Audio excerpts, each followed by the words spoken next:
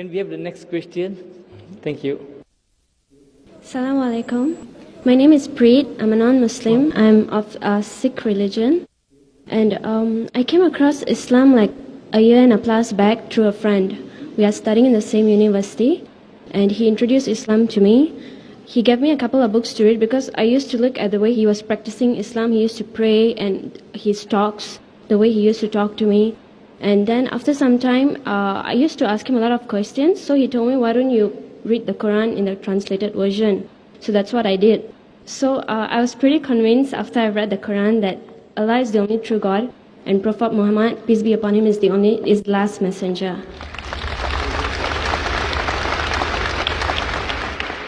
But after some time, my parents came to know about it, and they are very religious. So they are very unhappy that I was diverting into another religion. So they decided to take me to the temple to renew my faith. Despite the fact that I was not very happy, I could not object them because they would scold and raise their voice, and I didn't want to fight with them. So I just agreed, but I did not do it from my heart. I just did it to make them happy, to please them, to avoid any argument and all that.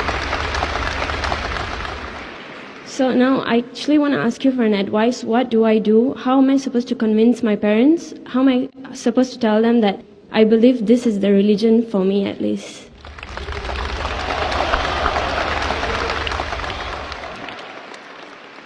Sister asked the question that she had been studying Islam since the past 1.5 years, and she liked the teaching. She read the Quran. She got convinced that there's one God and Prophet Muhammad is a messenger.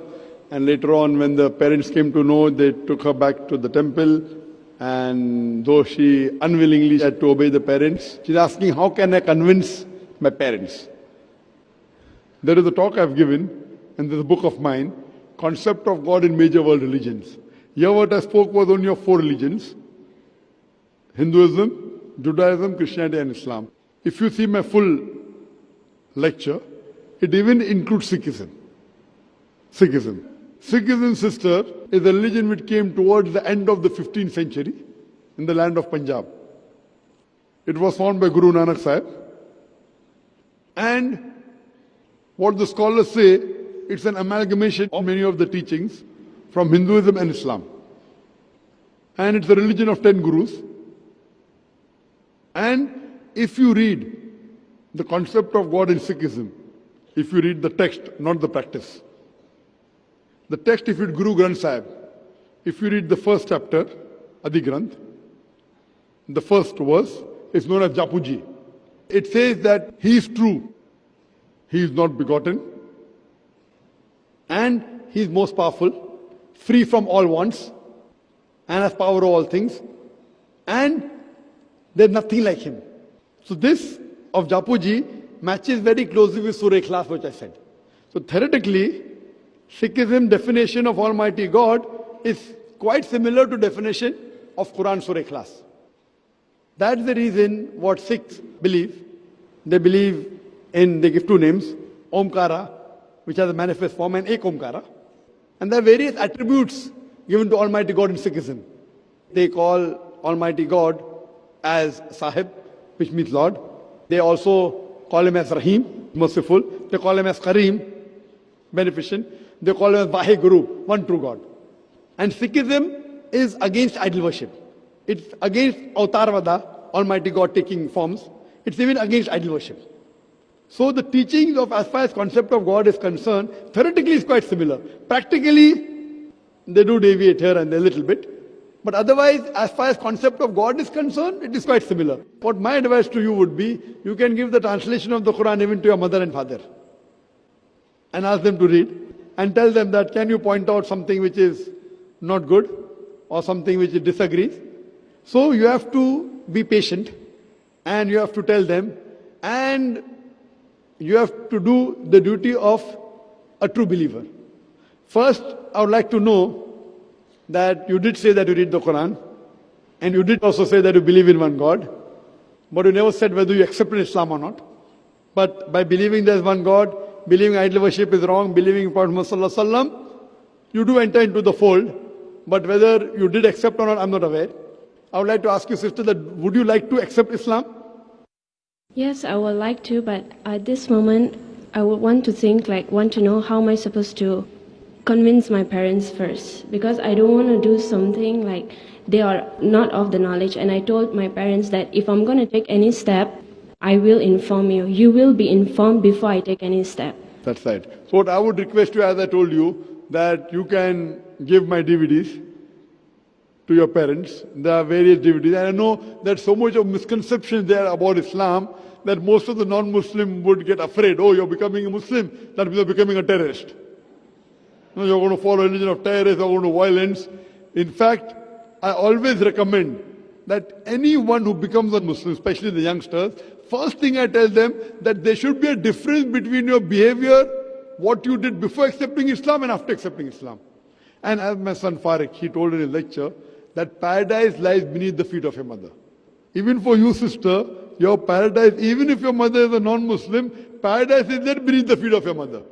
Whether your mother goes to paradise or not is secondary. You understand, no? Because you have to love your mother, you have to respect your mother. That does not mean that if you become a Muslim, you have to disrespect your mother. So when your parents see the change, that fine, I used to request my daughter to do small things she never used to do. Now she's helping me, she's dabbing me, she's following my instructions. So you have to see that once you become a Muslim, there has to be a marked difference between your behavior, what was earlier and what was now. If previously you were a good daughter, now you have to be a better daughter. And when they ask you why, you say this is the teaching of the Quran, this is the teaching of the Prophet. So once they find a marked difference in your behavior, in your kindness, in your obedience, if you are following 50%, try and follow 99.9 or 100%. If you are following 90%, try and follow 100%. Only those things, what they tell you, which goes against the teaching of the Quran and teaching of Prophet Muhammad, peace be upon him, those are the only things you should abstain from. Besides that, all what she tells you, even though you may not like it, you should do. So there should be a marked difference. For example, they may tell you, okay, wear clothes which are blue, and blue is not a favorite color. So if blue is not your favorite color, if your mother likes it, wear it. So she gets happy. So you have to look after her, you have to care for her more, so that they should be forced to ask, how come this change is there? So once they are forced to ask you how the change is, because these are the teachings of the Quran. And that's what my son told in his lecture, what I gave a gist. So if this is their sister, at the same time, you have to try and remove the misconception. I've written a book on the most common questions asked by non-Muslims. In that book, I think it will be available outside. I'd request the volunteers to give a copy to her. And these normally try and clarify the misconception what the media has spread about Islam. So if you give that book to read to your mother and father, maybe they will understand part of it, if not completely, and give the translation. And what I would say that never disrespect your parents. Even if they do things which are wrong, you as a daughter should not disrespect. As the Quran says, you can't say oof to them also.